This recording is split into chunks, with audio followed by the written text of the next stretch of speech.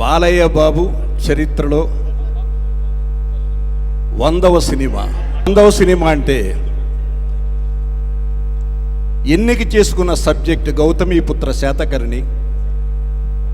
మొట్టమొదటి తెలుగు చక్రవర్తి కథని ఎన్నుకోవడం తెలుగు జాతి గర్వించదగ్గ విషయం. ఇది మామూలు విషయం కాదు.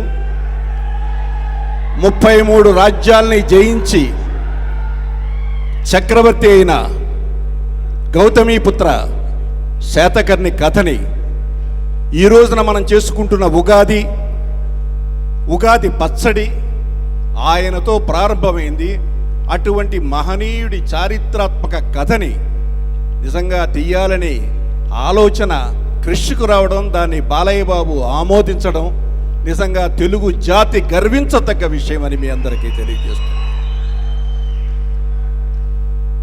ఏ పాత్ర వేసినా ఆ పాత్రలో ఒదిగిపోయే బాలయ్య ఈ పాత్రలో మామూలుగా కనిపించడు.